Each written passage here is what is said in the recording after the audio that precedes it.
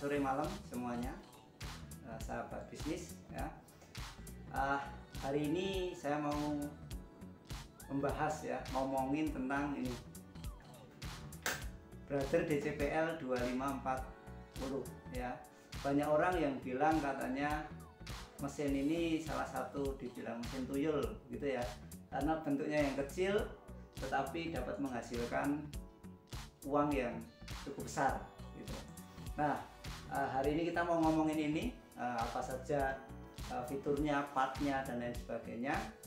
Nah, tapi sebelumnya saya minta teman-teman jika senang dengan channel YouTube saya, jangan lupa di subscribe bagi yang belum subscribe, lalu jangan lupa di like, komen dan share kepada teman-teman yang lain.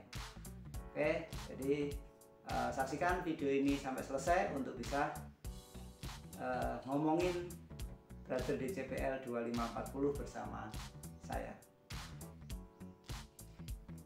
Nah, ini teman-teman, Brother DCPL 2540 ya.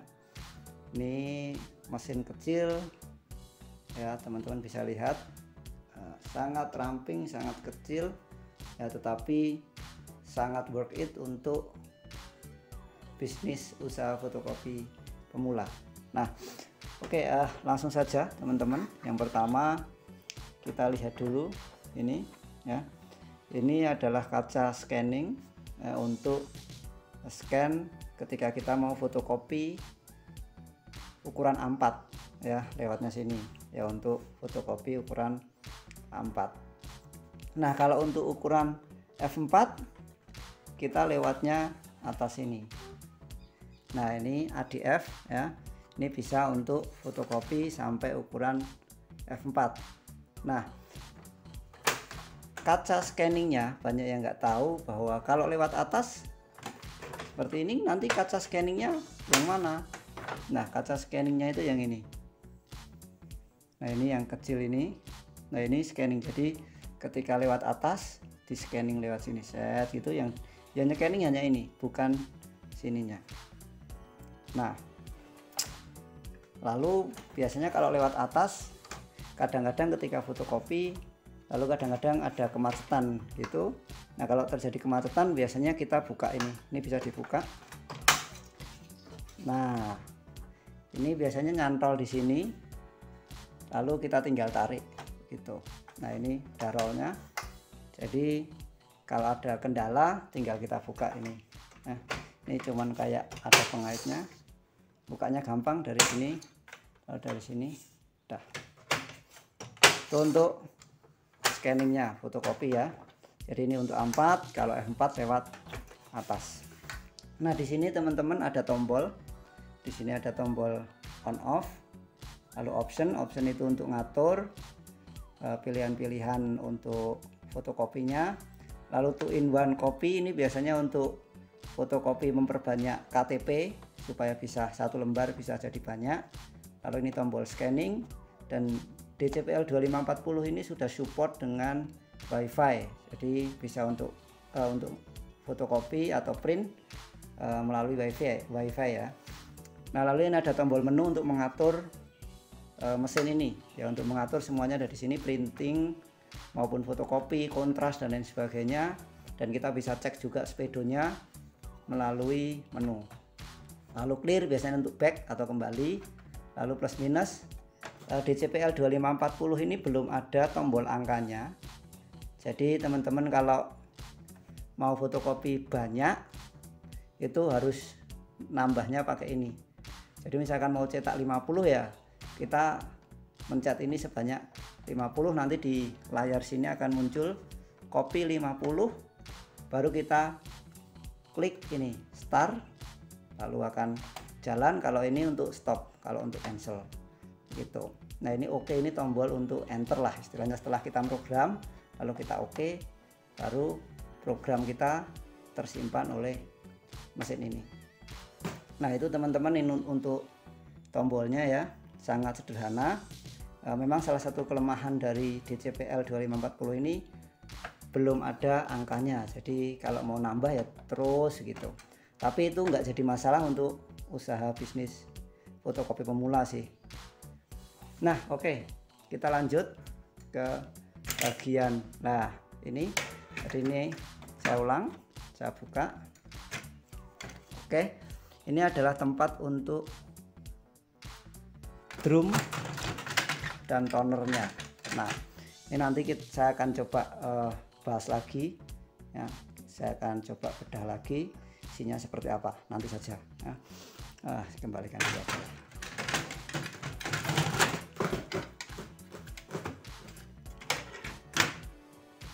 Nah, lalu di bawah ini ada tray ya. Ini tray untuk kertas ya. Tray untuk kertas ini bisa untuk kertas A4 dan F4 ya. Nanti saya bahas lagi nanti sekalian sama dengan drum sama tunernya ya. Ini kurang lebih bisa muat sekitar 100 sampai 150 kertas ya. Oke. Nah, sekarang kita coba lihat bagian belakang ya. Kita lihat bagian belakang.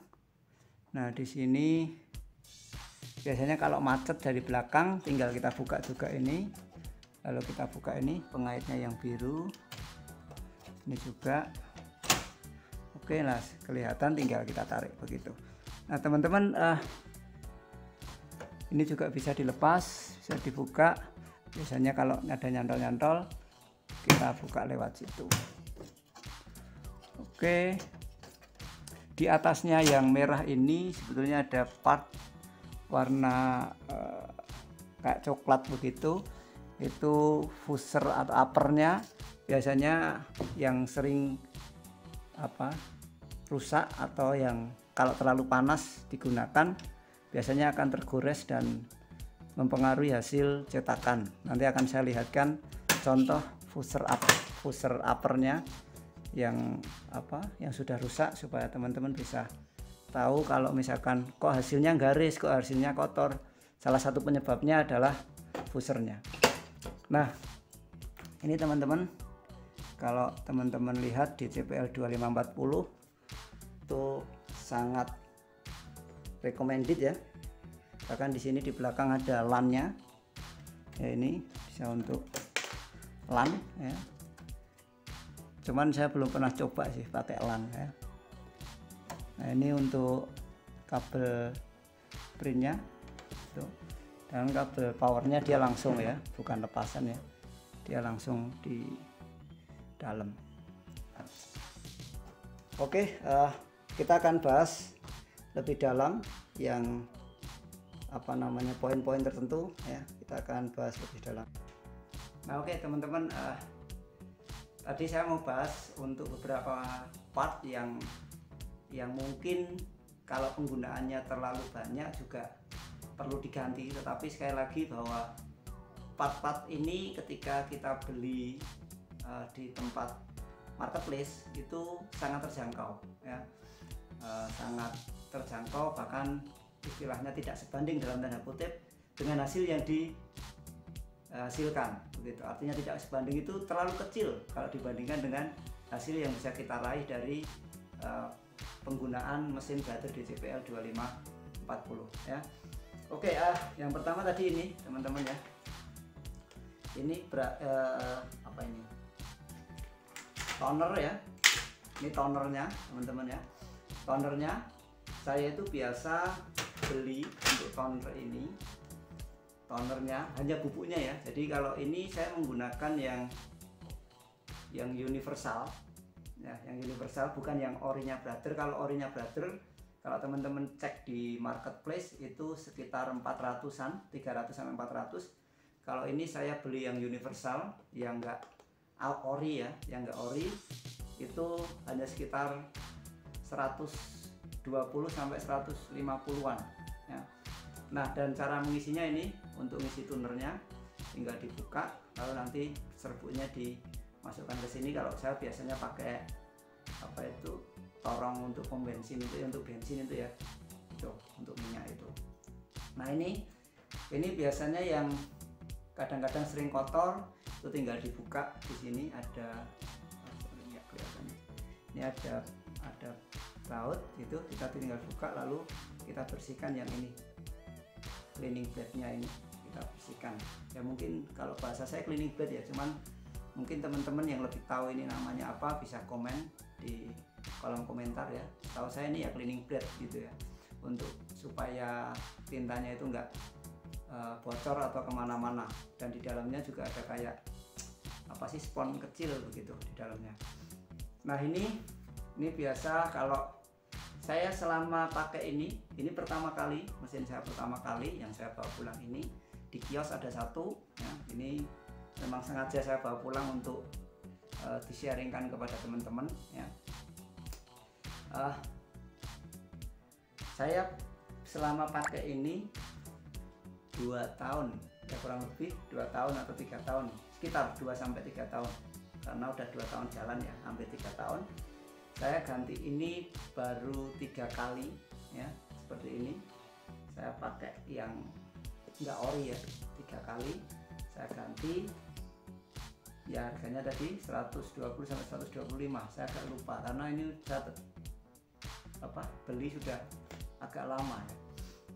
Tapi teman-teman bisa cek di marketplace ya, di toko orange bisa teman-teman cek di sana, atau toko hijau sama aja.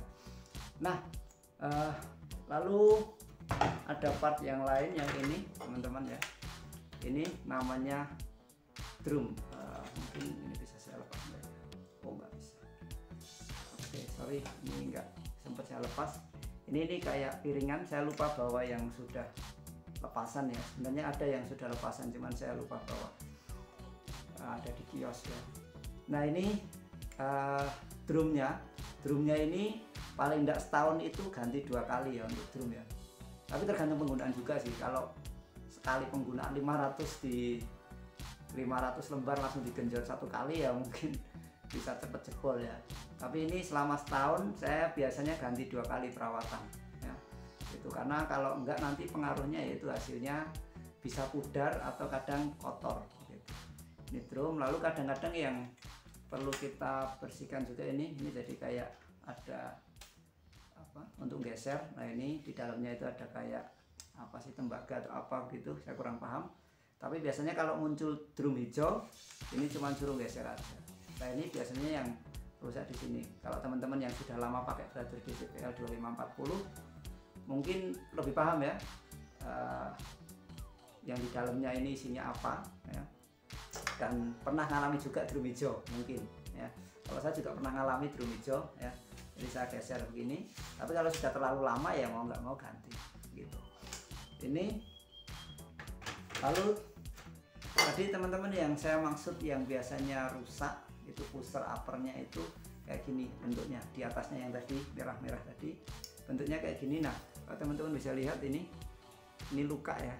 Ini luka biasanya karena gesekan, terlalu lama dipakai panas akhirnya jadi gesekan. Nah ini yang perlu, biasanya tetap perlu diganti ya, cuman nggak boros, nggak seboros drum sih. Saya selama pakai ini baru ganti 1 kali ini ya.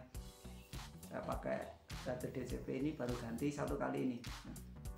Nah kalau di kios sebenarnya sudah ada yang agak melupas, cuman belum begitu parah, jadi masih bisa jalan baik. Nah seperti ini pusher upper. Saya dulu beli ini 90 kalau nggak salah ya, saya agak lupa karena udah lama, sekitar 90 teman-teman bisa cek. Lalu saya pernah coba pasang sendiri, tapi ternyata saya terima bongkar nggak terima pasang ya. Jadi saya bongkar bisa, saya pasang ternyata ada kendala begitu. Lalu akhirnya mau nggak mau saya bawa ke tukang servis hanya untuk masang seperti ini, dan biayanya 100.000 waktu itu di tempat saya dulu beli ini ya, tempat servisnya itu 100.000 saya pasangnya, biaya jasanya. Lalu kalau ininya saya beli sekitar 90 kalau nggak salah. Coba teman-teman bisa cek lagi di marketplace ya itu. Nah ini untuk pusher yang tadi selama saya pakai ini baru ganti 1 kali. Lalu toner juga beberapa kali ini juga. Nah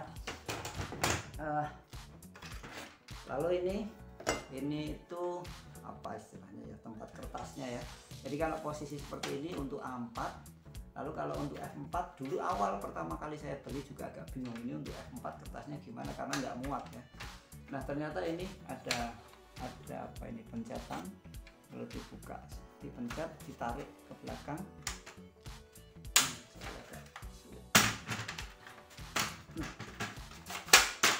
Nah gini, jadi ini lebih lebar, ini bisa sampai ukuran F4 ya. Nah jadi kertas F4 dimasukkan sini. Kalau misalkan nanti ada customer pengen cetaknya ukuran A4, tinggal yang diajukan yang hijaunya ini aja, diajukan seperti ini sesuai dengan kebutuhan. Nah itu, kalau enggak ya ini boleh, ini dilepas lagi jadikan A4 lagi, ini jadi A4. Oke, ini tadi seperti tadi yang saya bilang muat sekitar 100 sampai 150 ini apa namanya sekali masukkan di sini kertasnya ya. Jadi enggak setiap sekian masukkan enggak gitu. Nah itu teman-teman yang mau saya bagikan hari ini. Jadi mesin saya ini ya, saya agak gini biar teman-teman tertarik gitu ya dengan mesin ini. Saya pertama kali beli 2.500.000 ya, 2.500.000 saya pertama kali beli. Lalu beli yang kedua itu saya beli second ya, beli second 2 juta, kalau barunya 3 juta. Nah jadi untuk mesin saya yang kedua yang saya tinggal di kios itu harganya secondnya 2 juta, yang sekarang ini baru itu 3 juta. Yang kalau teman-teman mau beli yang baru ya budgetnya sekitar segitu, dan biayanya sangat murah. Kalau ganti drum saya biasanya ganti tuner saya biasanya ganti sendiri, ganti drum juga saya ganti sendiri. Lalu apa ya, kalau kendala kalau ganti seperti ini kan tinggal masang aja ya, tinggal kita beli kita pasang.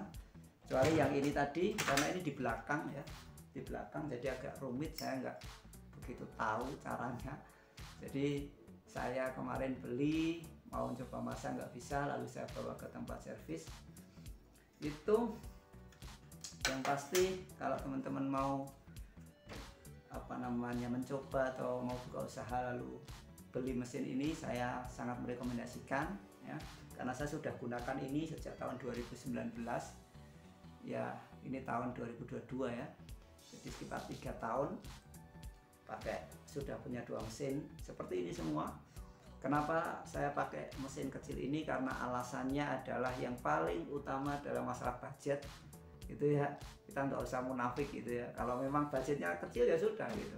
Nah lalu yang kedua adalah karena kebutuhan di tempat saya usaha itu belum begitu banyak ya, jadi belum perlu mesin yang besar yang sehari bisa genjot atau sehari bisa memproduksi fotokopi bisa puluhan ribu ya. Tempat saya belum sebesar itu. Jadi teman-teman kalau mau beli ini untuk yang usaha kecil, usaha mikro yang baru mau memulai bisnis fotokopi, saya sangat merekomendasikan ini. Kalau ada budget yang lebih besar, mungkin salah satunya yang mesin kecil juga adalah Kyocera ya, Kyocera juga banyak yang merekomendasikan. Atau kalau enggak apa itu Canon yang kecil ya, IR berapa saya agak lupa, Canon yang kecil juga ada, cuman harganya cukup tinggi, hampir 5 juta untuk yang kecil, sedangkan ini sekarang harganya 3 jutaan. Itu teman-teman sharing saya hari ini. Sekali lagi saya minta supportnya dari teman-teman supaya saya semangat untuk membuat konten terkait dengan mesin fotokopi atau terkait dengan bisnis usaha fotokopi ya. Dan sekali lagi bahwa saya hanya sharing ya, saya tidak menggurui, tapi saya hanya berbagi apa yang saya alami selama saya usaha fotokopi ya. Oke, itu teman-teman, sekali lagi terima kasih untuk supportnya dan terima kasih sudah menyaksikan dan mampir di channel saya. Tetap semangat dan salam sehat untuk UMKM Indonesia.